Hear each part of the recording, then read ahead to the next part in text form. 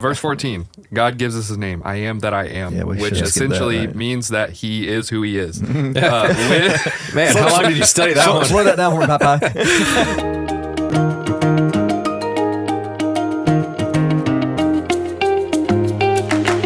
Welcome back to Pasteurize, guys. We are going to attempt to get through the first 20 chapters. And so we're going to divide Exodus basically in part 1 and part 2. And so it's going to be interesting. But the good news is it kind of naturally breaks up in that way, because chapters 1 through 18, one of the things that I kind of wrote down, first of all, is that God is showing his great might and bringing them out. And so 1 through 18, they're lasting, through the Exodus, through the plagues.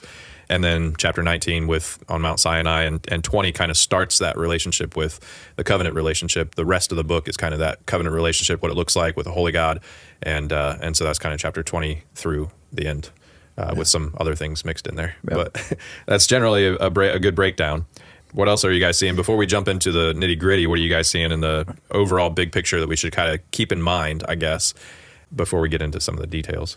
I would say overall for the story for me is just another story of God's preservation of his people. And so we're getting the historical details of that. But in that, we're also seeing so much of the character of God, which is where we went with Joseph and where we have to keep coming back to as we read this. This is a historical account, but there's revelation of the character of God throughout all of this that we've got to be looking for. Yeah, along the same lines. As God has revealed who he is in Genesis, now we get to see even more. And, it's in Exodus chapter 4 that he actually gives us his name. So now we get to know him even on a more personal level. And the name Exodus is kind of the theme of the book too. Like, it's this deliverance of God's people. But in Hebrew, they just name this book, these are the names, which are the first 4 words. These are the names.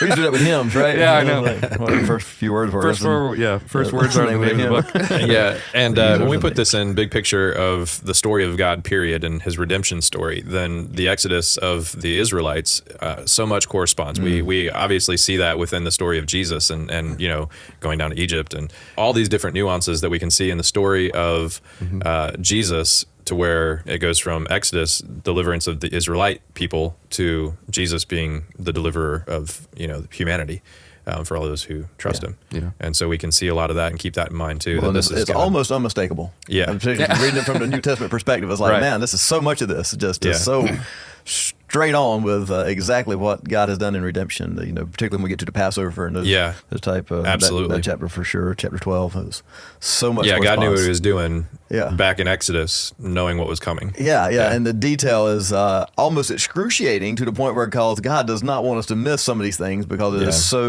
so impactful and so necessary for our theology. Well, and I think as we go through, one of the other things that I keep mentioning, what I kept writing down, is God is foretelling what he's going to do. And so from the hardening of Pharaoh's heart to the plagues that are going to happen, and he gives the response and what's going to happen. He foretells, this is how you're going to do this. And I mean, it's just so much that God is telling them ahead of time who he is, what he's going to do, what's going to happen. So we see the sovereignty of God in all of this. And it's powerful. It kind of takes the story of Joseph and the sovereignty of God seen in that, and the way that Joseph says God has meant this for good, and so to save his people, he keeps escalating it up as far as how he's saving. So for more nitty-gritty stuff, verse 12, the Egyptians oppressed them, and the more they oppressed them, the more they multiplied and spread, and I couldn't help but picturing the church within that. I wrote the same thing. And also just any of God's chosen people, and then God said it all the way back to Abraham, so you're blessed. And so we go see it throughout this book, you can't curse what God has blessed. Yeah. And so even though they try, and others are going to try, it just never works out. And so, they push down, and they just, they can't make it stop. Can't stop, won't stop. Sing it. Yeah. So one of the other things that I noticed within this is Pharaoh's intent versus God's intent, as far as, again, that foretelling and stuff. So Pharaoh is seeing these people multiply, and he's trying to oppress, and he's like, let's deal shrewdly with them and stuff. And so he's basically trying to stamp them out, by killing all the males. Then obviously you've got an agenda here, right? And so he's basically wanting to make it so that they are non-existent. And so in my mind, it kind of goes to this idea of he's trying to wipe them out so that nobody remembers them, similar to what God says about the Amalekites later on. But God's intent is to save them. And even as we go into this, we see Pharaoh intends to forget and make these people unknown and annihilate them.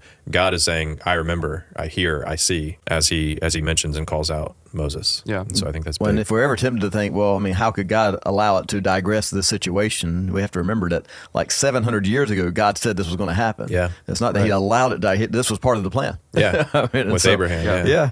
Yeah. And so while we may not enjoy all of the stuff we have to go through, we have to come back to, again, the sovereignty of God. This is part of the plan. He has a reason why, even if we don't know it. And we have to accept that this is not off track. This is on track. Right. Yeah. Because to be able to be called deliverer, you have to deliver. Yeah. And so He's delivered them from this, and now He can be called deliverer. Oh, man. And so much as I was reading this, I keep coming back to reality that we almost only perceive and recognize and feel in the felt needs.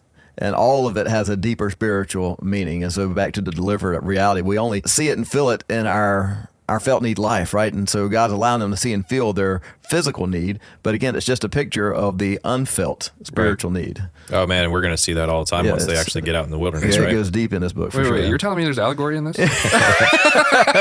I'm telling you, this is a real historical account. No, But, well- yes, there's depth. Yeah.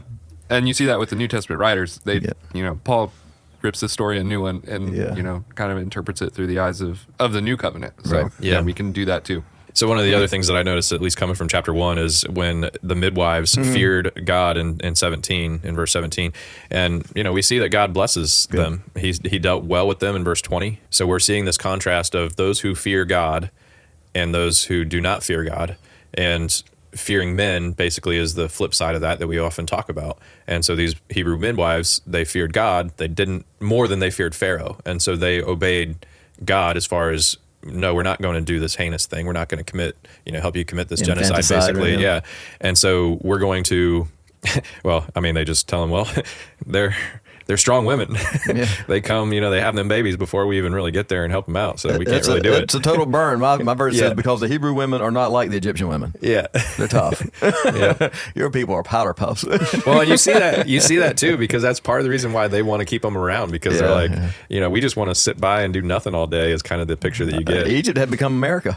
Yeah. It's like, no, we had to. Careful with that one. We're gonna outsource everything, right? Just because we Yeah. don't want to have to do it. And so he's blessing, those who fear him. And we're going to see that often over again, because he's making himself known. Like Josh said, he's given a more personal name, and he says that over and over again, that they will know who I am. And so whether it's the Israelites or the Egyptians, that they will know who I am. They will know my power, my might.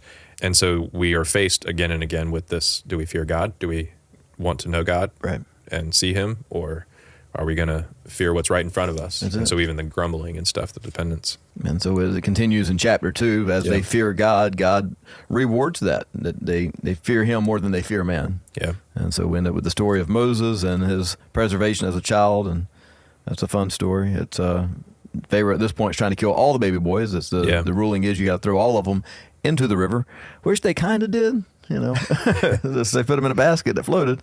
It was like it wasn't complete denial of it, but for me, as far as that chapter, what was most outstanding is that Pharaoh wanted all the baby boys dead, and he ended up with a Hebrew baby boy in his house. Yeah. It's like, Yeah. well, I mean, God knows how to add insult to injury, doesn't He? Yeah, the irony. It is. It's like, oh, that's what you're gonna do. How about this? How about I give you one as a son or grandson, for that matter? Yep. Yeah, he probably knew his daughter was going to be the death of him. Right. But she took pity. Yeah, she took pity on Moses, of course, and he's one of the Hebrew children. And so she knew full well what she was doing, and she probably knew full well what her dad's orders were. Yeah. And so, if one was going to be saved, it was definitely going to be one that she was involved with. When I wrote down here, fearing God more than you fear man is a recipe for miracles. Yeah.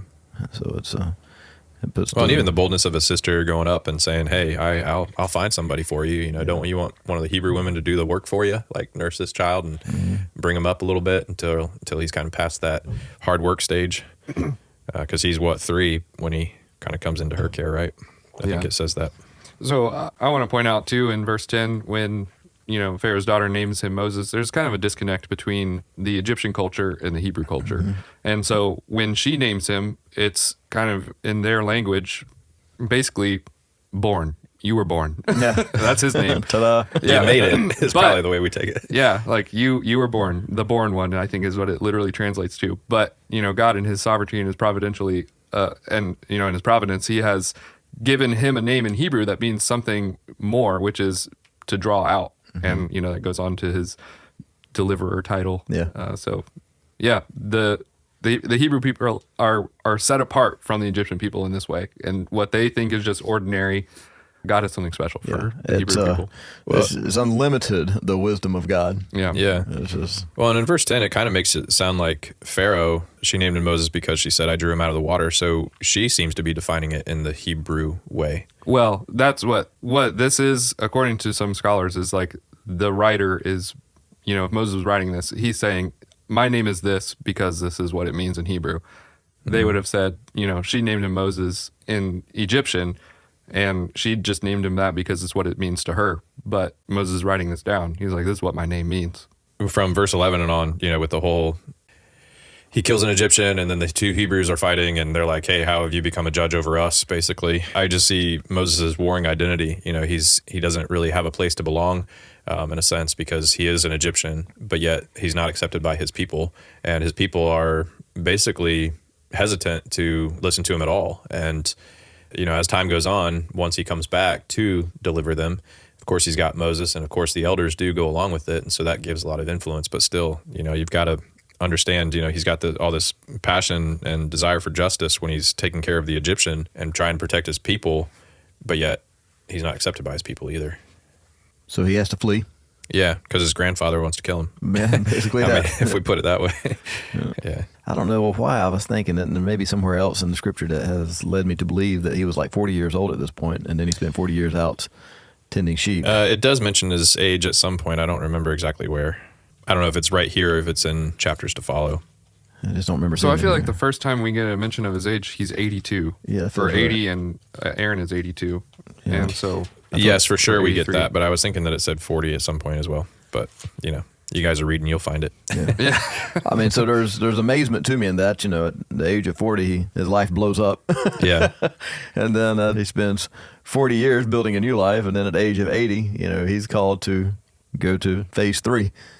It's Yeah. basically something major. And it's like, now you're going to really go to work. And I'm like, at 80? Okay. Yeah, so here's where it comes into play. So when we said Pharaoh was trying to basically annihilate these people and wipe them off the face of the earth, they wouldn't be remembered. Then when we get down to 23 and 24 especially, here's where I'm really seeing it. I'm like, man, it says God heard, he remembered, he saw, he knew. And like that is, to me, when we stop and think about what is our greatest desires in life, we want that to be by other people, right? We want to be known by other people. We want to have community with them. We want it to be heard. We want people to acknowledge us in terms of remembering and stuff. And so it's just that whole idea that, man, if the creator of the universe is doing that, remembering and hearing and taking, consideration for us and stuff, man, how big is that? And how powerful is that? To me, this 24 and 25 is absolutely huge. I think it points to the personalness of God. Yeah. It's not just that he has preordained this, for eternity past. It's that he is also in the moment Yeah. with the people. Perhaps we need to also address for people the idea of remembering. So did God really forget? And obviously we know that God didn't forget his covenant. Yeah. So what is that? How should we be taking that remembering idea? Well, the remembering is in response to hearing their groaning. They cried out their desperate cry because of their slave labor, and God heard it, and then he remembered his covenant. So I kind of see it as like it's giving like God a relational experience, like something that we can remember, or like we can do is remember things. God obviously has infinite knowledge in past, present, and future. And so he's obviously not forgetting, but I see it as like this is something that he can relate to humanity with. Yeah, maybe a better word would be referencing. He's referencing the covenant. This is why this is happening, because God has already promised it's going to happen. Yeah. And I see it as like, in a sense, a nuance of he's not ignoring them. It's a way to describe that he's not ignoring them because from their perspective, they were being ignored. And they will continue to say that in terms of, they're questioning, is God really with us? Yeah, that's right. If that cloud is not right there, are they... Which it never left, so... Yeah, it's like, is God really with us? Is he with you, Moses? Are you really the one? And so we're going to see that a lot. Right, yeah, it doesn't stop here. Yeah. It keeps going. So in chapter 3, we get the calling of Moses. So he's in the land of Midian. His father-in-law is Jethro, who is mentioned as a priest of Midian. And later on, we see that Jethro understands that God that is leading Moses. When he comes to meet him in the wilderness, he's like, oh yeah, I believe your God is the God, is the God. We see that he is called up onto a mountain, and Horeb and Sinai, I had to look back into that to see if they were actually the same place or general region. And I think we get a little bit of a mix of that. There's sometimes it's used more broadly, sometimes it's used more specifically as far as a particular mountain. What are we noticing from 3, burning bush and I calling mean, I think Moses? we're pretty familiar with the story. I took note of, it's verse 6. Moses hid his face because he was afraid to look at God. And this is like how Moses starts out, like with his relationship with God. He's hiding. But then we'll get to it later on in Exodus. He's asking to see God's face. Right. And so now he's built this relationship with God and he understands, more of who God is. Now he's like, I'm ready to see who you are. And God said, no, you're not ready for that. Right. And, God still is like, well, I'll hide my face because if you see it, you'll die. Right. But, Moses hid his face because he thought he would die in that moment. Yeah. I like verse 7 right after that. We see, I've seen the affliction, I've heard their cry, and I know their sufferings. And so what does he do? He comes down. And that parallels absolutely with Right. our turmoil and our suffering and stuff that we don't really recognize a lot, but need for salvation. And so, the fact that I love, and I tried to highlight that being like, man, he came down to deliver them. It's good stuff. Yeah. Oh, I feel, Moses is hearing a literal voice. I don't think that this is something that's like he's just standing there and nothing's happening. I think he's hearing a literal voice from God, and God tells him to do something, and he argues with God back and forth like 5 times. He's a child. I mean, this is not the last time that Moses is going to have some boldness with God that we would shudder at. Right. Yeah. It was Well, like- despite he's like, I hid my face because I was afraid to look at God, and now he's like, God, I don't know if I can do that. Like, I know you say I can. But I it don't does know. it's got to go down to the root of who he is. And then, obviously the same way for us too, that there are some things that we just can't get past or seem to get past because it is at our core, who we believe we are, who we think we are, all that type of stuff. And so Moses is really having a hard time with this because he's like, I don't know that I'm the one. I can't really talk. I think you should probably just go ahead and get somebody else. And so it's 4 excuses that he comes up with. About so. And I don't know if the 4th time is when he actually says, please get somebody else. He just comes out and says it. But Now, in his for defense, sure. for those who are listening, God is calling him to do some public speaking here. Yes. Yeah. So, for a lot of people, they'd rather just die. So Moses was there. He was like, I just don't think that's going to happen. Maybe that's why he confronted God in the first place. Yeah. He was afraid to die at first, and he was like, hey, if I got to public speak, Yeah, let's just go ahead and kill me. Let's do this now.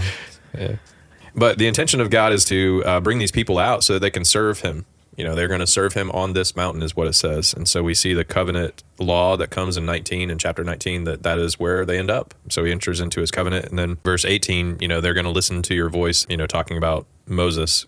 I'm going to make sure that they listen to your voice, and I'm going to bring them out into worship, 3 days journey, and they're going to sacrifice to the Lord. And this is a good thing. This is a good service. It's not like they're taking it, why'd you bring us out here? We're just going to die out here. It was much better, much more comfortable in Egypt. Well, and he gives them the 411 of how all this is going to go down. He goes, say, let them go, and he's going to say no. Yeah. And then I'm going to show off. Yeah. And eventually they're going to let you go, and you're going to take everything with you. And you're going to plunder them. And that's not the last time he tells them how it's going to play out. It's just, it's amazing that each time God is ahead of it with details. So one of the things that as the plagues go through, especially in the beginning, every single one is saying, as the Lord has said, as the Lord has said, as the Lord has said, as the Lord has said, as the Lord had spoken to Moses. I mean, it is constant where God has told him, not just Moses, but then Moses through Aaron to Pharaoh. He knows what's coming. And so sometimes it's described as Pharaoh hardening his heart. Sometimes it's described as God is hardening the heart of Pharaoh. But at some point, there should have been no doubt, right? Yeah, you would think. And it's like, well, I believe this is going to happen. I guess do your worst. And we'll get there. Verse 14, God gives us his name, I am that I am, Yeah, we which should skip that, essentially right? means that he is who he is. Man, how long did you study that one? Slow that down for me, Popeye. Say that 3 more times. The word Yahweh comes from this. I am is basically the verb for Yahweh. Yeah, the consonant And letters, uh-huh. Yep. So that's where we get that. And I think that there is something beautiful in this, and that like when God has revealed his character to us, he is saying that his essence is who he is. Yeah. And so when it comes to, we were to define who is God, he is. Everything. Yeah. Yeah. And so there's some deep philosophical things we could probably go Yeah, into there, yeah. but we don't have to today. Well, and when we get to the 10 Commandments, I mean, that's one of the things that we say when we're trying to say, okay, well, why did he give these commandments? The idols, well, that's one of them, is because there is nothing within the world that can truly represent God in a good way or in a better way or perfect way or Sufficient way, yeah. Yeah, exactly. So, Yeah. I mean, best is we've been made in his image, and so he's given us the task to be those icons, those images, as we've talked about. Yep. So he's calling him to the land of milk and honey. He says that I'm going to do this. When you mentioned that he's given this ahead of time, he's given this foretelling that I am going to be remembered through all generations. And so this is ultimately what God is going to do. And that is very, very true, because when we fast forward to the Old Testament and the New Testament, then this is a turning point when God is finally calling his people, the Israelites, out of Egypt. And then on top of that, the second half of Exodus, giving them this covenant relationship. Then now this is basically the instigating event, in the same way that the call of Abraham was huge. This is another huge turning point for the rest of his story of redemption. You're right. From this point on, they are someone that some other nation is contending with. Yeah. From here on. Yeah. This is it. There'll be some type of war or skirmish or unrest around the nation of Israel. Yeah. Well, and for a while, we always talked about define the relationship, right? And you probably even mentioned it in sermons before. But, when you are in a relationship, you have to define the relationship. And so, that's part of what God is doing within the law and giving the law. But he's like, hey, I am a holy God. You are to be holy as I am holy. And so here's how that is going to work out. And so we see the character of God even in that. So I also like in verse 21 how he says that you're not going to go out empty. And so God is providing. He's not just going to say, hey, this is what we're going to do. And you're going to plunder the Egyptians. There's how he kind of ends it up. So he gives Moses some powerful signs in chapter 4. What do we see? Moses still comes back with excuses, but He gives him the staff that turns into a snake. Yeah. He gives him the hand that turns leprous and then clean again. yeah. And it's major stuff. And then the water Yeah. to blood, yeah. I was just taking note at, how many times God was patient with Moses. And then verse 14, God becomes angry with Moses. Yeah. Like, all right, dude, I've already told you, you're going to do this. And I just was reading that and I was like, okay, God expects obedience. When he tells you that you are going to do something, you are going to do it. Well, But, it's, and he gives in to some of his demands. Like, I can't speak. Well, I'm going to send you with your brother Aaron. then, Yeah. And he will speak for Well, and you. it's not like God did not know how this was going to play out. Right. He knew. And so Aaron's on his way. Yeah. I knew Yeah. where this was going. yeah. Well, and that's kind of where my mind went, as far as, obviously from Moses' perspective, he could only see it going one way, that he was the guy, and God, when his anger was kindled, then he reveals that, hey, I've got Aaron, your brother, he's a Levite, and he's going to spokesperson, basically. You're going to be as I am to you, you're going to be me to Aaron. And so it's just, it reminds us that God's got more in store. Track forward a little quickly here. It's obviously Moses agrees to go with Aaron. Aaron be the mouthpiece. It's all good. And even God gives some more details about the firstborn idea of what's going to happen to Pharaoh, which in verse 22 Yeah. is spelling it out, plainly Right. at this point. But then we get to verse 24. And it's weird. It is weird. So if you guys are reading chapter 4 and verse 24 and you think, I have no idea what this is about, then okay, you join the ranks with everybody that's gone before you. Because we don't really understand this fully either, this idea. So we understand the words. God is angry at Moses because it looks like he has not circumcised his children, his sons, which is a sign of the covenant. It's a big deal. And so we can understand from that perspective that Moses has not been faithful in regards to the covenant that God has made to his people in this particular aspect. And so, we believe that's probably the point of contention. Yeah. Yeah. And so his wife circumcises his boys. And that's, kind of where we lose our grasp of what's going on. Yeah. Yeah. So I think there's also some archaic things that we can't understand here. And that's where most scholars end up. There's something going on that to us and through modern lenses do not understand. Right. And so things that differ from the way that the covenant would have been done, Moses should have circumcised That's his right. son, and instead his wife did it. And it kind of seemed like she appeased God with this. Yeah. And so that could have been something that they did, basically like, hey, I'm going to offer you a piece of flesh, God. And so that could have been that. Thing I read, I was, kind of talking through the wall with you earlier, was that there's some scholars that think that touching his feet is a euphemism for genitals. I don't know if that's true, but I read it multiple places, not just one. Okay. So there is a circle of people out there that think that's a euphemism. Which just makes it weirder. It does make it a little weird. That didn't take it in the right direction for I me. would rather go along with the people that are talking about, well, when he's like, I'm going to put him to death, that he was already sick. And so Zipporah is seeing that, okay, something's got to be done.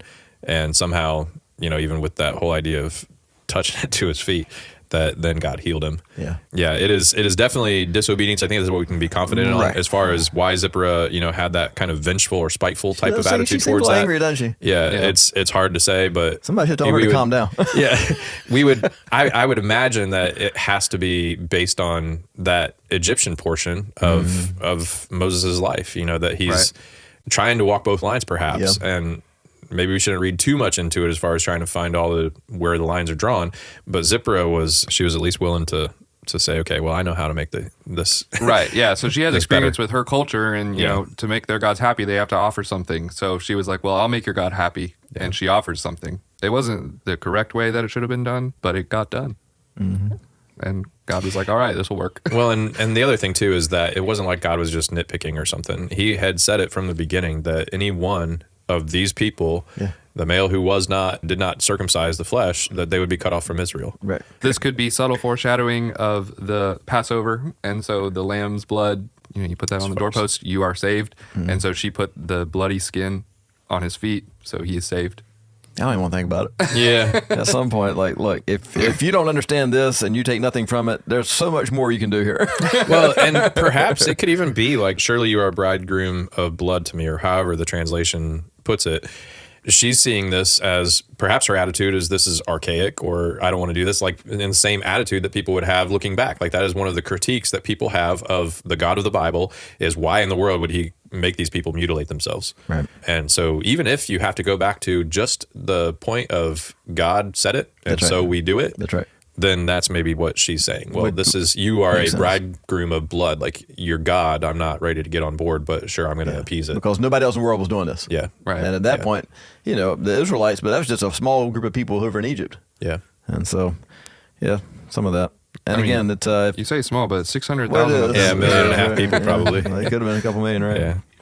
But again, there's no tragic theology loss in this if we Yeah. we have no idea what's going on. It's Right. still okay. But there obviously it's a revelation that God wants us to have, so He put it in there. So wrestle with it and then move on to chapter 5. Yeah. So one of the things I do want to point out at the very end, 31, verse 431, this is a fulfillment of 3:18. They will listen to your voice. That when the people believed Moses, that Moses should be seeing at least first and foremost that, hey, you know what God said will happen is happening. So Pharaoh goes along with Aaron, of course, to Pharaoh, as it happens throughout the rest of the story. He's like, who is this Lord? He's not a God that I know, so why should I listen to him? And God's like, I'll tell you why. And so, we see all the different plagues. God is going to show him why he should know him and how he should know him. My only takeaway between the 4 and 5 is Moses does some signs in the sight of the people at the end of 4, and they believed, right? And Yeah. to the point where they worshipped.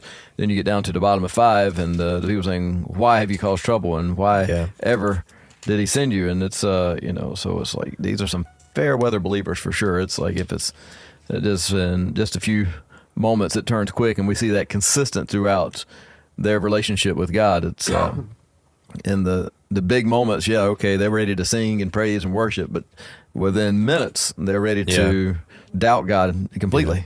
Yeah. And so this is kind of the first sign we've seen of that. Now that's the daily quota got tougher for them. They weren't given the straw to make bricks, and so they're like, hey, this is no good anymore. Yeah, and it's interesting, just the contrast again. They want to stick around with Pharaoh, essentially, have life as they know it. In verse 23, for since I came to Pharaoh to speak in your name, talking to God, he has done evil to this people, and you have not delivered your people at all. Which is interesting because he was told before that Pharaoh wasn't going to listen. Yep. And so they're angry with Moses now. Yeah, and then Moses is kind of turning around on God, does saying, "Hey, kinda you turn haven't, on- you haven't done It's like- anything. Like, what's what the do deal, God?" It is kind of like that. He's kind of trying to call God out. Yeah, Again, there's some boldness in the guy that surprising. yep. And so God reminds him in chapter 6, verse 1.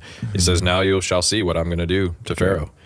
With a strong hand, he's going to send them out, and strong hand, he's going to drive them out." There's a few signs that he did in Pharaoh's sight, and the magicians are able to manage it. We get into the depth of the plagues over in chapter 7. Anything else we need to look at before we get into the plagues themselves? I do like in verse 6 of chapter 6, he's going to bring them out from the burdens of the Egyptians. And he says, "I'm going to deliver you from slavery, and I will redeem you with an outstretched arm and great acts of judgment." And just the idea of the redemption in that. That's good that we're seeing that. Through that redemption, he's like, I'm going to take you to be my people, and I'm going to be your God. You shall know that I am the Lord your God. Chapter 7. Yep, let's do it. Yeah, so the first thing that happens is that, they go into, Pharaoh's court and, they throw down their staffs, and Aaron's staff eats up the magician's staffs. Right. Which is significant. So that's the premise for the whole rest of the plagues, that the Lord is stronger than whatever you guys got. Yeah. Our God is going to consume your God. Yeah. Yeah, basically that. That was the writing on the wall if they needed it. Yeah. So whatever you're trusting in is about to get consumed. Yeah. So as we go through some of these plagues, the magicians could do the snake thing, they could do the water to blood thing, and they could summon the frogs. But even in the frogs, they couldn't get rid of them. And so each time, even when the magicians are able to do something, they can't do all of the things. Well, And they, so- they can't undo anything they got Exactly. to do. So, So they, it's like- they made more frogs. Yeah. It's like extra plague. Yeah. Bonus plague. Yeah. You got to think Favor was saying, but hey, can you get rid of them? Yeah. Well, Oh, man. taps out right there. They could turn their staffs to snakes. They could make the water turn to blood. They could do the frogs. Yeah. And then that was the And limit. that was it. Yeah. Yep. And again, each time I'm seeing as the Lord has said. So God has told Moses and he's told Pharaoh through Moses, this is what is going to happen. We know that Pharaoh is going to be hardened each time. And so even when we get to the point, I can't remember exactly which one, he says that he has sinned. When he finally acknowledges that he's sinned, basically, he still turns right back to it. What I see through all of these plagues is that Pharaoh said in the beginning of, back in chapter 5, I do not know the Lord. Yeah. What these plagues do is reveal the Lord to him. So the fact that he was like, I don't know your God. God's like, I will show you who I am. Yeah. Yeah. He's going to show him by his great power. Yeah, and it undermines his power, what he thinks he has control of. So he loses all control over his whole kingdom. Interesting to me that he couldn't do the gnats. I mean, the Yeah, magicians could with some whatever secret magic demonic arts they had tapped out when it got to the gnats. I was like, well, can't do that. I mean, I thought it was weird that they could summon frogs. That is weird. Yeah. Yep. So, it is supernatural that they're able to do this, but God only allowed them to do the water to blood and summon frogs. Yep.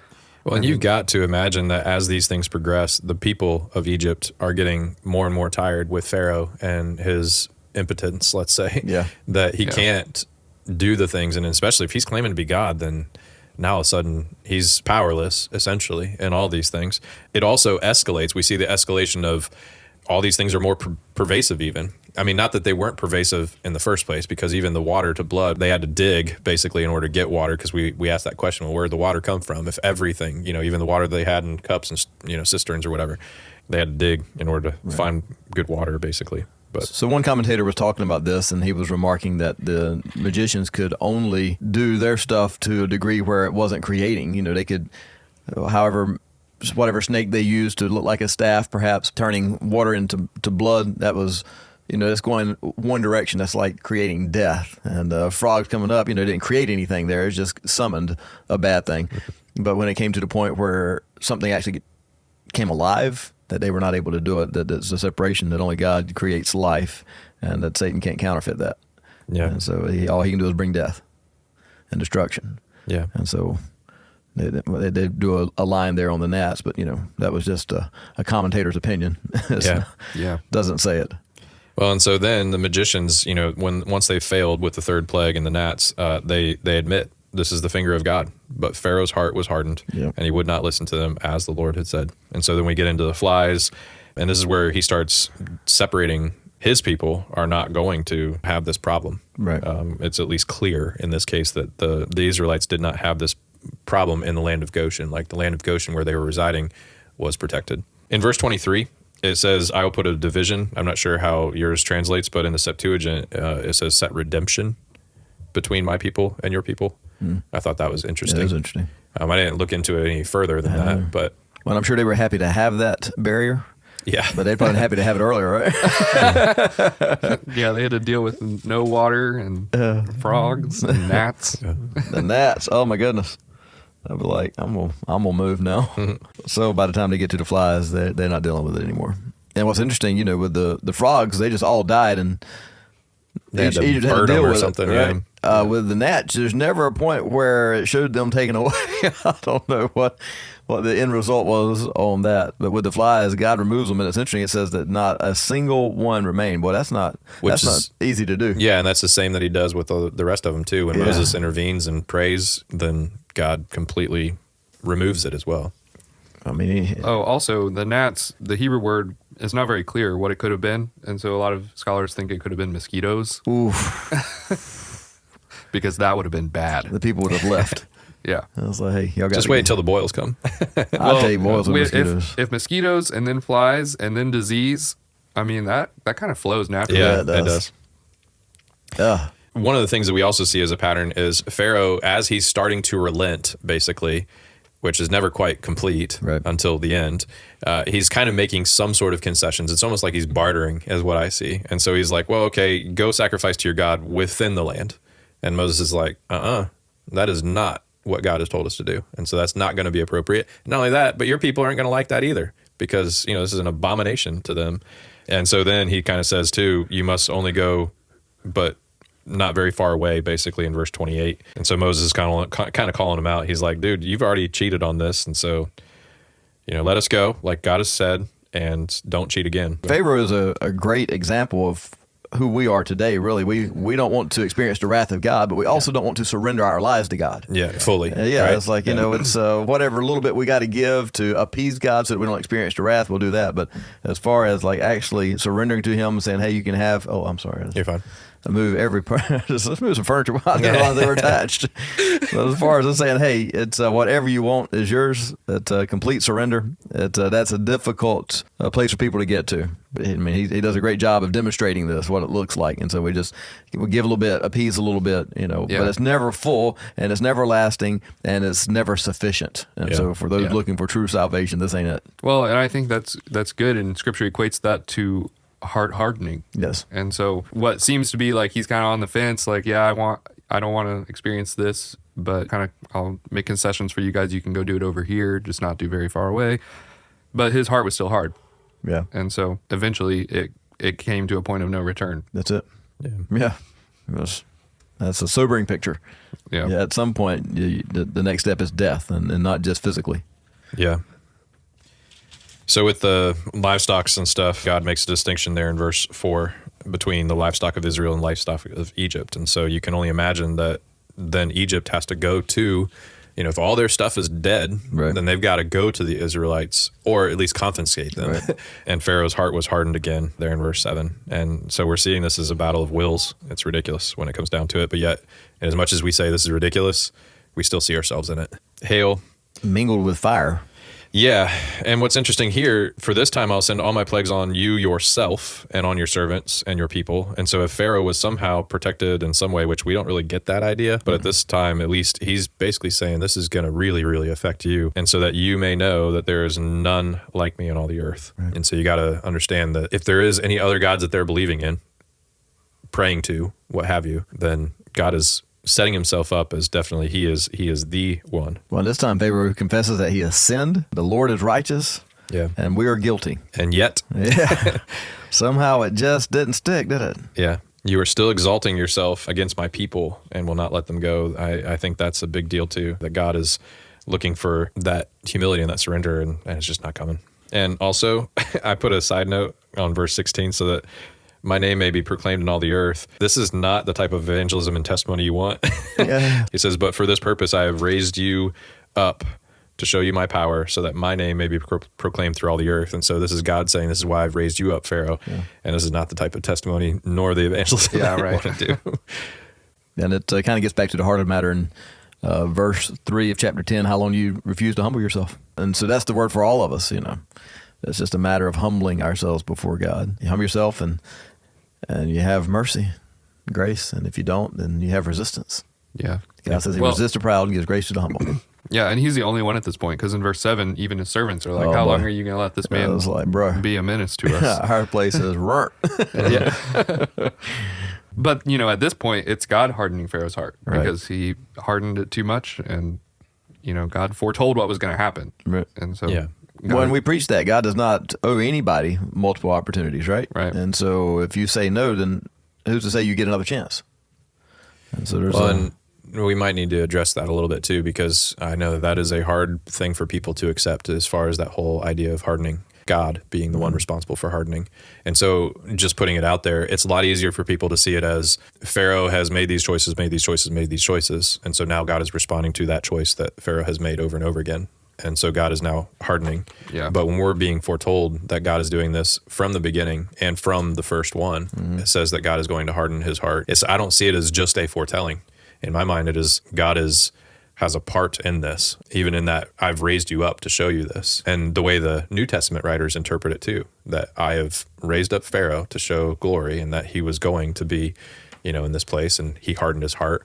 And then same thing very similarly when he says, and we dealt with it before, Jacob I've loved and Esau I've hated. Yeah. It goes back to the friction that we have between God is sovereign and man is responsible. And it's a reality that it still exists. And so anytime we put too much emphasis one way, it can reduce the other one to an unbiblical perspective.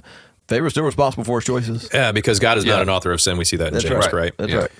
Well, I think a lot of times we look at Romans 1, this says, for all they knew God, they did not glorify him as God or give thanks to him. They became futile in their thoughts, and their senseless hearts were darkened. They claimed to be wise. They became fools. They exchanged the glory of the immortal God for image resembling mortal human beings. And so then in verse 24, therefore God gave them over. Yeah. And so That's right. this is that giving over. Yeah. Yeah. At some point, it crosses the line. It's like, well, okay. Yeah. Like We'll- if that's we'll who do it you like are going to this now. serve, Right. you are going to serve them. Yeah. Yeah. Like So you don't want to have anything to do you with will me. still be part of God's glory, just not the way you want to be. Yeah. The way anybody wants to be. It's going to be, like Michael was saying, a bad reputation, not a good one. Right. I get the feeling that Pharaoh is really just trying to play the game too, because down in verse 17 of chapter 10, he's like, "Forgive my sin, please, only this once. Just one more time, just one more Yeah, time, just one more right. time." Right? Again, this is where part of where I see the mercy is because, God knew Pharaoh's hard heart. He knew where he was. He knew that he didn't fear him, that he hadn't humbled himself, and yet he does still turn away. The locusts. He still does remove them. Now, I would also put that you can't take that apart from what he's still going to do. Yeah. But he did show mercy in that regard. Quick. Then- Go ahead. Nope. Oh, I was just going to have a little nerd out moment real quick. I knew it. I'm I not know. going to move I forward. gotta have it. We often will, say that okay, these plagues correspond to Egyptian gods, Yeah. and so I looked at, are there ancient rabbinical texts that talk about this? Would the Jewish people have understood this to be these are directly correlated to Egyptian gods? And so I wanted to know. So I read some old Hebrew stuff, obviously translated in English because I don't know any Hebrew, and chapter 10 is the only one that they would attribute to their sun god, which I thought was interesting in the plague of the locusts, Instead not of the darkness, plague of yeah. darkness. And it's because it says, Dark in the sun. yeah, the locusts went up over all the land of Egypt and settled down in all the territory of Egypt. It was very severe. There had been no locusts like them before. They covered the surface of all the ground so that the ground became dark with them. And so since the ground became dark, they translate that or I guess they kind of understand that as, so the sun was darkened by the locusts. And they're like, that's obviously a Attack hint. against Yeah, the they're sun attacking god. their sun god. But also the plague of darkness, Yeah, obviously. for sure. Yeah. Attacks the sun god too. That was I was like, this guy is really reading into this, but okay. Yeah. I mean, I'm not going to argue with it because I don't know the Hebrew text well enough to be able to argue it, but I know what I got in English, and that's it. So with the plague of darkness, I just had a question of how the darkness can be felt in verse 21. I don't think you want to find out. I mean, I'm not saying that I do. I'm saying curious. experientially we can't answer because we don't Yeah. have it. I don't know. Maybe there was even a moisture to it. I'm not. Yeah, and my mind did go there. Obviously, we understand, at least to a certain extent, days that are, middle of the summer, but it's just dark outside because of thunderstorms and whatnot, and how quickly that can change even. And so if this was just even more than that, then feeling it, but still, I don't know. I just see it as man, that's definitely, at the very least, take it as it is. That just adds more to their blindness. They're Yeah. reaching, they can't go out of their house Well, because You they got to can't think see. fog. I'm gonna die here on the camera. Fog is only white because of light. Yeah, Right. You get rid of all the light, and fog's not white. It could have been something. Still feeling it, yeah. some type of essence of a cloud type. I think we felt, could but- spiritualize this some too. I mean, the only light was on the Israelites, and so the darkness was over all of Egypt. And what is God? God is light. Absence of light is dark. Absence of God is darkness. Right. And I think we would know if God departed from us. Oh, And so that's what I think we can read into. It was darkness so thick it can be felt. God Yeah. literally was like, I'm going to walk away from you right now. well, and it had been something even deeper for them than just the physical. There Yeah. was probably something internal that was desperate in these moments. And 3 days, Yeah. 3 days that they couldn't move. It was so dark. I'm like, man, we don't really stop and consider all the implications of that. And Yeah. so you're not preparing food. Yeah. You're not going to the bathroom, at least where you want to. Yeah. Yeah. And so this place was a mess. The entire Egyptian people would have been like, I mean, you would Well, think. and if you're scared of the dark too, I mean, how much is it going to play with your head? Like, Yeah. I mean, people go crazy. Like Yeah, that is yeah, torture. yeah, like, yeah.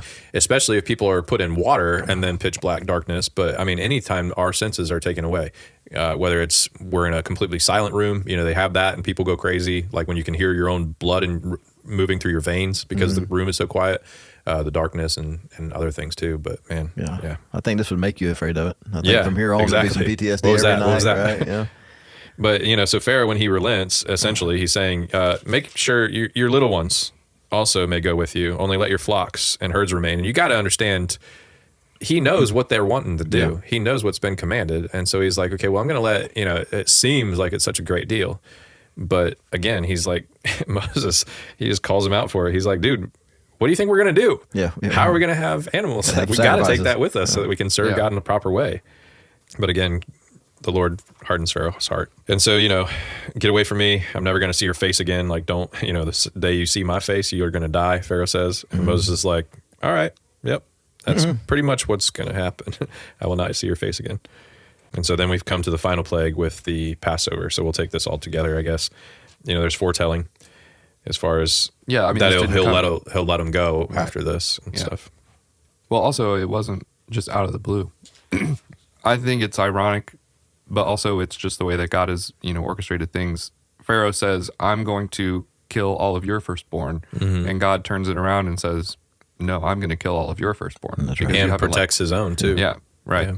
So that's kind of where we are starting off with this plague. And so along with this, he's telling them not only about the lamb and what they're to do with the lamb and bring it in for so many days before you kill it and all that. He's also saying you need to go and request golden jewelry basically from these other people, from the Egyptians. And part of that is they find favor in Yeah, the sight and of they the give it to Egyptians. Yeah. And that's crazy. Like Yeah. crazy to go ask for it. Yeah. Which I guess maybe not, because if the Egyptians are seeing that, hey, they're being plagued and the others are not, then they're like, sure, yes, take everything we got. Like, this is not even anything to us. Like, just make this stuff stop. So it's interesting along with this, too, as we can continue through the Passover and what all that means. It's not just that the Egyptians' firstborn are going to be killed, but that as soon as they're out, God says, you need to redeem your firstborns. And so not just from your people, but also from your cattle. Right. And so this is one of those things that God is showing his power to the Egyptians in the plague, but also he's showing his power when they're seeing that. They're saying, yes, okay, yes, God, we will obey. We will redeem our firstborn, knowing that you have the right to it, type of idea. Yeah, maybe we should kind of break this up because chapter 12 kind of gives us three distinct things. We have Passover, and then we have the Feast of Unleavened Bread, and then we have this redemption of the firstborn, basically. And so the Passover was when they killed a lamb, and they put the blood over their door. And as the Lord passed over, if he saw the blood, he would not have wrath, so he wouldn't kill their firstborn. Right. Well, and this is so huge in so many different ways, and so many people that are listening are probably thinking, "Yeah, we're Right. tracking with you. Yeah. We know what's coming." But just the fact that it's a new marker for days and seasons. This is now going to be your first month. This Yeah. is now Right. going This to be. changes everything. Yeah, exactly. In the same way that Jesus, when he came and was the ultimate sacrificial lamb, like this Passover lamb, then we start counting days differently. We Yes. now use Sunday as the Sabbath day instead of Saturday. And so, I mean, everything changes. And so we're seeing this as they're entering into a covenant, and then with Jesus comes the new covenant. And so just all the different nuances. And within whenever that. we accept his sacrifice, it's a new beginning for us. Yes. As well. So as it continues. New life, yeah. Yep. And so obviously, again, not to be lost on the fact that it is blood. Blood is required. Yep. And so this is kind of the beginning of some of that. Not that they didn't ever have sacrifices before, because we can definitely see that beforehand, but just that blood is required. And God told him that from the beginning when he gave animal skins to Adam and Eve. Well, Yeah. because the life is in the blood. Yeah. And the price of sin is death. It costs Yeah. life. And so to I mean, that's what you got to pay. Is you sin, and so the exchange of that is life. You have to give life for sin, and so now we're seeing it, and all the way back to the garden, right? Even from the very first, life had to be sacrificed for the covering, and not that, and we'll obviously get this later. Not that any of these things are sacrificed equal the value of man, because obviously a lamb is not worth as much as a child, which that's what they're going to use to redeem it, right? But he still point to the fact that something has to die in your place, and this is going to do for now. Yeah, it's repeated over and over again, so I think it bears repeating in this context that he says you're going to keep it as a memorial day for generations forever, basically a statute forever. Yeah. Well, and this is where the Lord's Supper comes into play too, because this is what Jesus was doing. He was celebrating Passover when he instituted the Lord's Supper. So, and there's a high probability that this is the passage we're looking at Sunday, and we're going to do Lord's Supper. Yeah. Oh yeah, nice. Yeah. It's not on the calendar, but we're going to make it happen. So maybe we won't ruin it too much. Well, that's why I'm saying pretty quiet over here on this one. I got a little nerd moment again. Give me something. All right. This is the passage that a lot of Roman Catholics will use to support transubstantiation because they ate the lamb. Yeah. Okay. And so because in this, they literally ate the lamb. So Jesus was giving the Lord's Supper. Obviously, so it's literally flesh. Yeah, I was going to say we might have to just define it for some people. Yes. So transubstantiation is the belief that as you take the sacraments, they literally turn into Jesus' flesh as the bread and his blood as the wine. And that's paired with the fact that he says, you must surely eat of my flesh. And, right. That passage in John. Yeah. So, there's a lot of support, but this is one of the main ones that is the earliest interesting in Scripture. So, and we do not take that literally. We do not. No. As far as as a staff here, we don't believe in that idea of transubstantiation. Well, it comes down to semantics anyway, because their main argument is Jesus said he didn't say it's like my body and it's like my blood. He said it is, and then it goes back and forth. Like, well, did you think his parables were literal? So there's just arguments all over the place. Yeah. Well, and there's room for confusion because even when he said it, it was such a hard saying that people stopped following him. Yeah. They thought, cannibalism? This guy's he's a nut job. Right. Like, they can't follow that. But there's still, something sacred about it because Paul obviously had to warn the Corinthians that, there's, if you don't take this worthily, then you will probably get sick and die. Yeah. And you've already seen that here. Yeah. So, yeah. So this is also the same. Like, you guys have to celebrate this. Yeah. That's why he says it several times. And I think what we're going to look at is the degree of God's care over this particular feast, the sacrament, if you want to use that, even moving forward into the New Testament, because of what it illustrates and how holy it is. Yeah. So we'll, tune in, or really better show up on Sunday. Don't tune in. I'm thinking tune in terms of podcast, but show up on Sunday. Within the death of the firstborn, I wrote in my margin complete judgment, and then finally comes complete release, as far as Pharaoh finally letting them go in the ways that God had determined that they would be. They left in haste in the same way that God had told them that they would. You need to eat this Passover meal with your staff in hand and unleavened bread, and there's a lot of different nuances within that.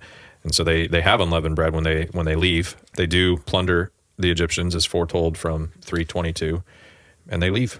They're rushed out, basically. Get out. Side note, Pharaoh summoned them in verse 31.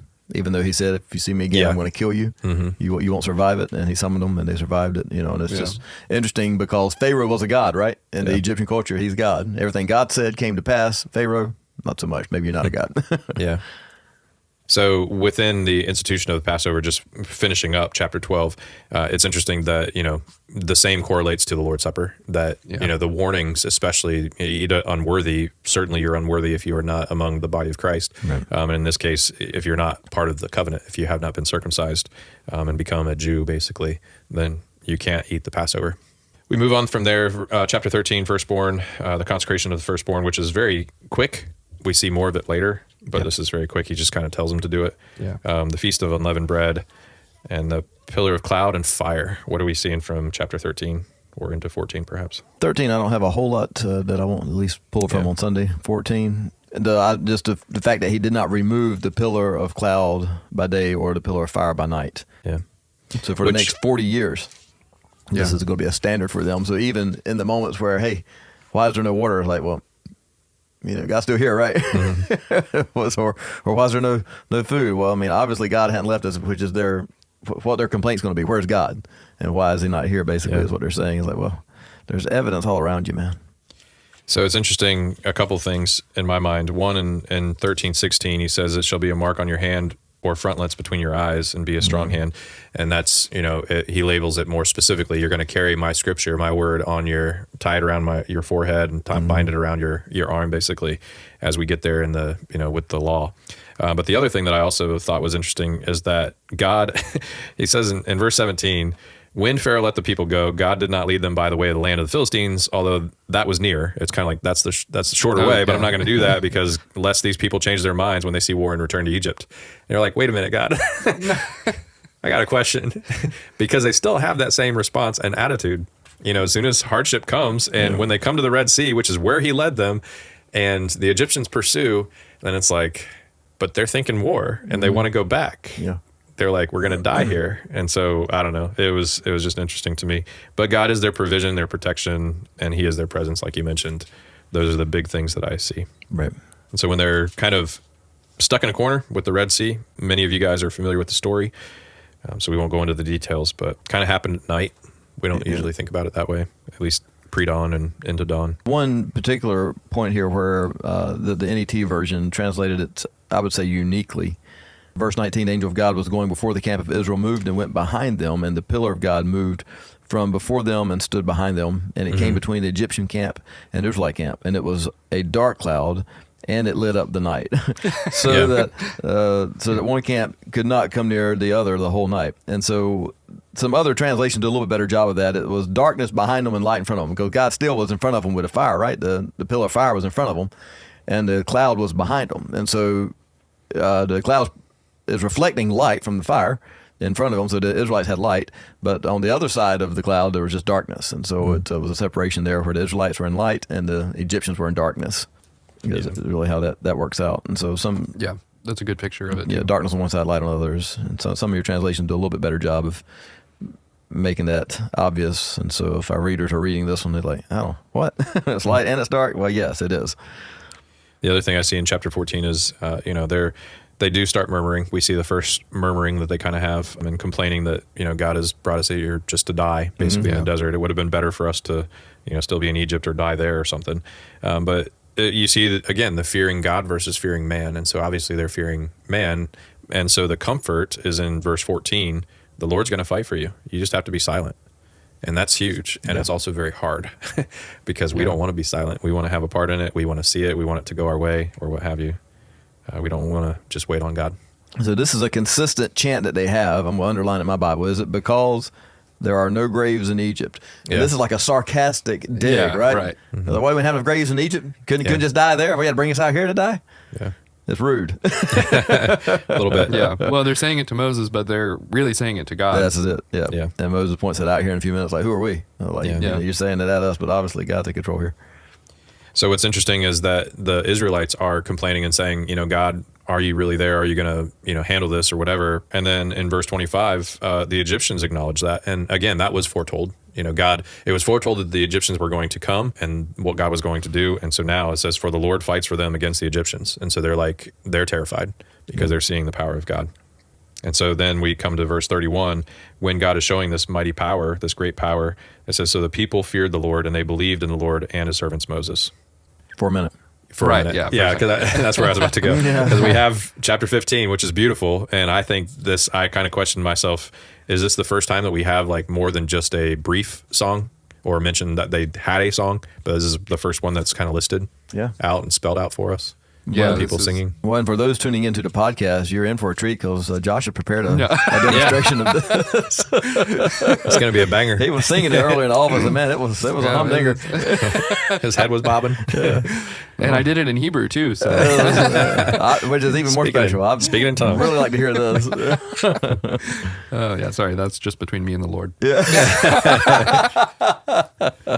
Nice. Well, we did mention we were discussing that this does not rhyme at all. There's no parameters here where we can see how this could possibly go as a song, at least in the English version. Yeah, so perhaps in Hebrew it flowed better. Hard to believe, but perhaps. I mean, we find it in the Psalms too. Where, it is, right? They're all supposed to be poetic, but to us they're like, well, this isn't metered or rhythmic. Yeah. It doesn't rhyme. Well, people have put a lot out of it even still. Yeah. It's amazing how many songs have come out of the Psalms, but I agree with you. Just reading it straight, it's like, We'll have to work on that. As someone who has been in a room writing songs from Psalms, you have to pull up like every Bible translation just to help you like understand the words, Gotcha. so that you can you can really piece these things together. Major thesaurus action going on. Yeah, it is. Find something that rhymes and works, right? Yep. Randall does that when he alliterates his sermons, like this past Sunday. You ain't kidding. I love it. This past Sunday, I told Billy and Josh, I was like, I might have to tease him on the podcast. Yeah. Like, you could tell that you had 2 weeks to prepare that one. I'm thinking of a number. There's a lot of alliteration in there. Like some S's and some P's. Yeah, man, that's easy stuff though. Yeah. P is always easy. There's a preponderance of them. Well, I mean, I just had some too in his presence, provision, Yeah, that's protection. all right, yeah. Anyway, That's just old school preaching. At some point, maybe I won't do it, but probably not. I'll probably keep doing it. I just like it. It's not necessary.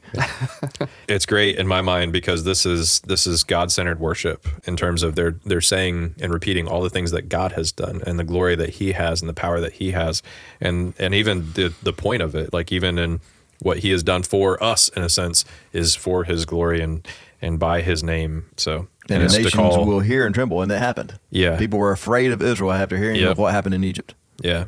And that He's bringing them to Himself, to His abode, to the sanctuary that your hands have established.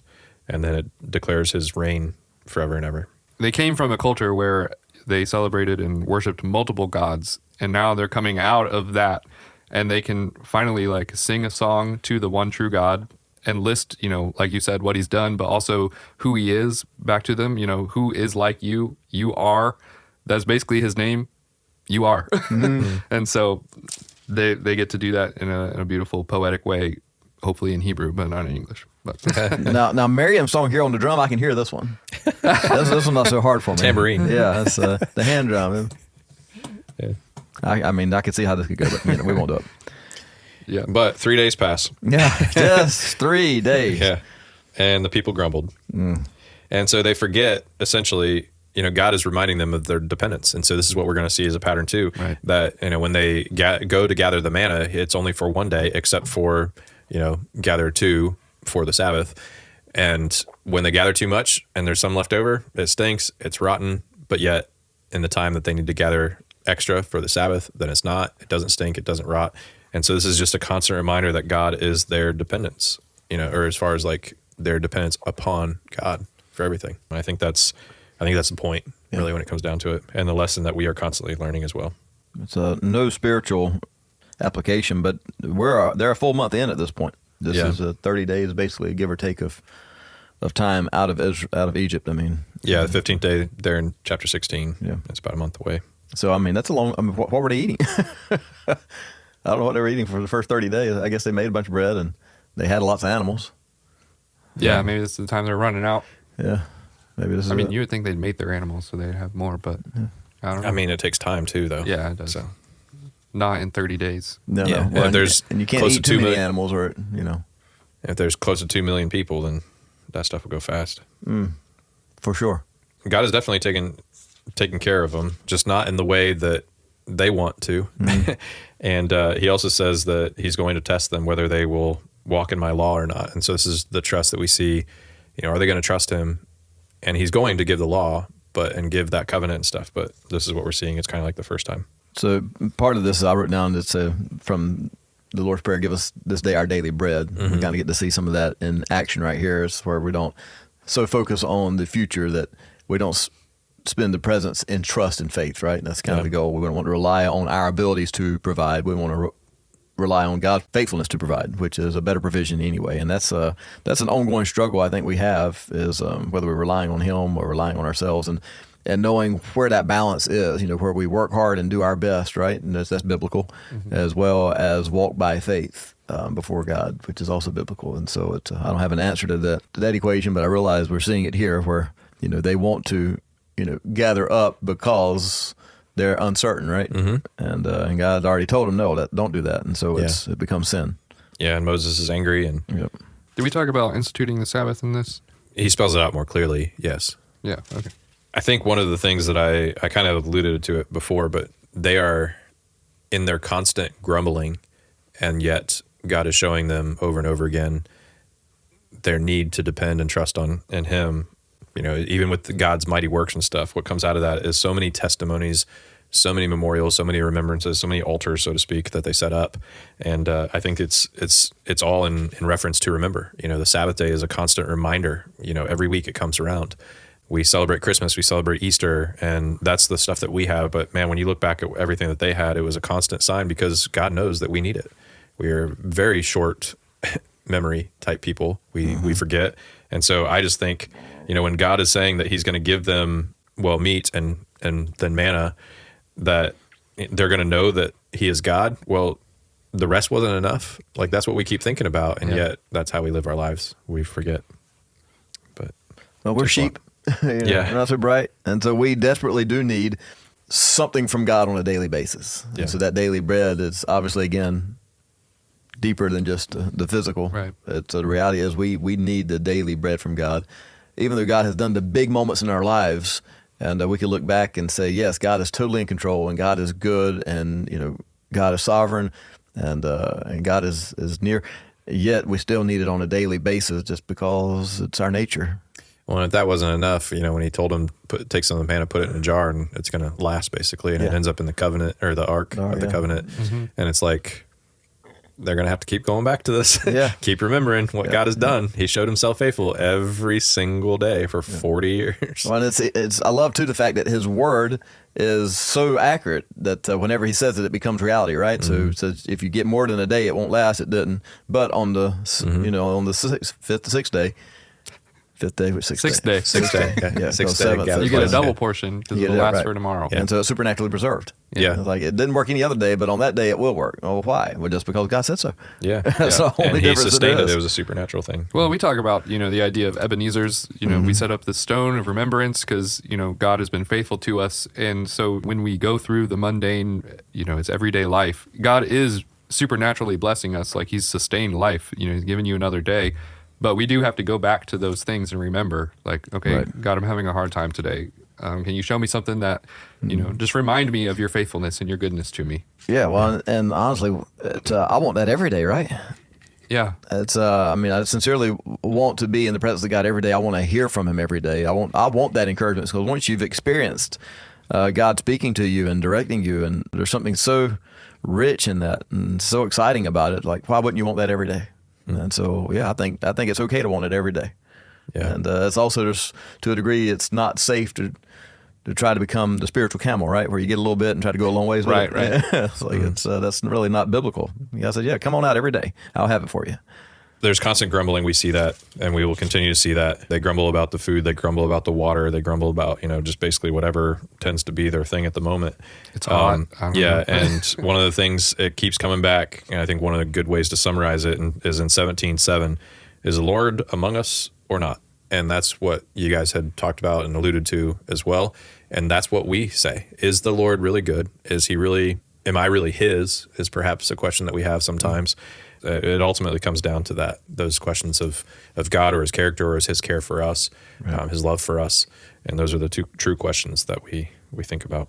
We see the first warring, and this is where, basically we believe that this is why God wants the Amalekites wiped out. That's right. And he tells them that. He tells them as such. He's like, I'm going to utterly blot them out from under heaven. Joshua comes out of nowhere. He helps defeat comes out of nowhere. He's the major, we don't see him up until this point. Right. He becomes a major player. Right. It was clearly God had done that, because anytime Moses dropped his arms, then they would start losing. Raised up his arms, they would start winning. But Joshua we see him right away as the conqueror, in a sense, this victor.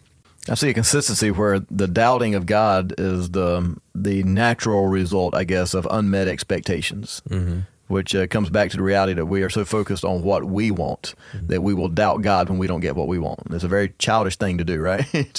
Yeah. When all, especially after all that he has done. So we can get to see just the immaturity of Israel and even ourselves, and a lot of what's going on throughout the wilderness. It's, so some of the lessons we got to learn is how to deal with unmet expectations. And, of course, the answer to that is trust, right? God's way is sovereign, and that his is good. And I think we mentioned it too. I mean, you've got to have that daily reassurance, or moment by moment within the day. And so sometimes that means that you are going back to God's word and trusting what he's saying. Sometimes it's going back and remembering what he has already done in the past. It's all around. Well, God promises to sustain, not to make everything easy. Yes. And Yeah. so we want everything to be easy and without hardship, but they have to live in a desert. Yeah. But God is still sustaining them literally every day, Yeah. and is physically manifesting His presence. Yeah. And Well, and as I've read through this again, I came back to the reality that part of the hardship is our benefit, not that God makes us suffer so that we will look for Him. But apart from the felt need issues, we don't find the spiritual solutions. Yeah. And so we keep coming back to that. Yeah, God allowed them to feel some physical issues so that they would come to the reality of the spiritual solutions. And so I feel like that's part of our life journey as well. We come to some suffering in this life, but it's just part of the process that allows us to say, okay, it's not really about this life. Yeah. There's Yeah. something deeper going on here. I find chapter 18 kind of comedic. Do you guys? Yeah. Just because Jethro comes Well, and okay, so he's like his wife wasn't there. And no, what I find comedic about this is like, father-in-law comes in, obviously, he's got to look at this and be like, I think we could do something better. Yeah. Just like a father-in-law. Right, yeah. And so, he's got to correct and you kind of make it, he's got to just put his hand on it, Yeah, it's like, hey, But- son, let me talk to you about it. Also, the comedic part to me is that Moses has to deal with everybody's grumblings one-on-one, and that's what Jethro is trying to like help him out. Like, hey, stop dealing with everybody's grumblings one-on-one. You can put people in place to deal with that. And that's what I find comedic about it. One, they have collectively been grumbling this whole time, and God has shown them that, hey, I've got you. You are sustained. But it's gotten to where everybody has individual grumblings now. Yeah. well, you can only imagine that the work is just the line is getting longer, not shorter. Right, yeah. Thousands, hundreds, 50s, tens, and to a certain extent, Moses is dealing with some of these things. Then now they've already grumbled against him. People are going to take issue with him. So again, it's probably causing more trouble than it's worth, Right. or than it's solving. And so hopefully, this. Yeah, I mean, in this the very definitely- next chapter, this is where God is like, hey, I'm going to confirm my covenant with you. You are Yeah. going to see me. You are going to see that I am with Moses, and we're going to enter into this relationship. Yeah, so talking about chapter 19 with Sinai, and I think maybe that's where we'll end up, just because chapter 10 does get into the covenant or the 10 commandments and the law, so it kind of flows in next week. But I just think, man, it starts with them knowing God and God revealing Himself, displaying Himself, in His power and majesty and stuff, even before the law is given. And so I think about that, covenant entered into. I think about that with even how we witness, how we evangelize, how we testify amongst the world. And God, clearly we've been responding to God in what He has revealed to us. And so we kind of expect the same thing to happen with other people, that people have to see who God is before, any of the law kind of comes into place, basically. The law can point out our need for God. Absolutely. And then the law can point out, just where we are in relation to God. But I just thought it was interesting to note. And this one is conditional. This is a conditional covenant, at least a large portion of it. So he says, if indeed you obey my voice, you shall be my treasured possession. And later on, when we get into Deuteronomy, then we see, he spells it out a lot more clearly. If you keep it, then you're going to be blessed. If you don't, then ultimately you're going to be led into exile. And of course, we know that's what happens. But anything else from chapter 19? I mean, consecration required. Yeah, I was going to point there's a out, lot, they but- have to wash their clothes, and Yep. that symbolizes the cleansing of, we're going to put off what we had and we're going to put on new, clean clothes. We're not going to defile ourselves with our wives. Like, our one true bride is waiting for us at this mountain, and so they are focusing every detail and attention toward who God is in this moment. So, yeah, And my thoughts were, there's not a call for perfection, but you can't ignore filth. Right, As yeah. the idea as we approach God, and if we desire to hear from Him, there's a reality where you can't ignore obvious filth and expect to hear from God. Well, and there's the healthy fear too. It's the respect. They know that what God has said, you can't go near it. You can't touch it. You can't go up to the mountain or touch the edge of it in verse 12. People in the camp trembled in verse 16. There's some scary stuff kind of going on with what was happening. The mountain was shaking and stuff. And so, this is big. But the whole point, in verse 6, he's like, you shall be to me a kingdom of priests and a holy nation. That sounds familiar, right? 1 Peter, that he's called us to be a holy nation, a priesthood, a royal priesthood to the nations. Yep. And so in this case, it's the Israelites calling out those people to be a nation of priests to the world. And we are now that within the church. Yep. I got nothing else. Yeah, I think that's good. Yeah. I mean, there's a lot here, and we only touched the surface in a lot of ways. But keep reading, keep seeing God and all of it. What is God revealing about Himself? That's right. I think is big, and how should we respond accordingly? Yep. That's big. Yep. So, yep. We'll see you guys in part 2 with the law, all the good stuff. And if you have questions between now and then, just call one of these guys. Talk Josh.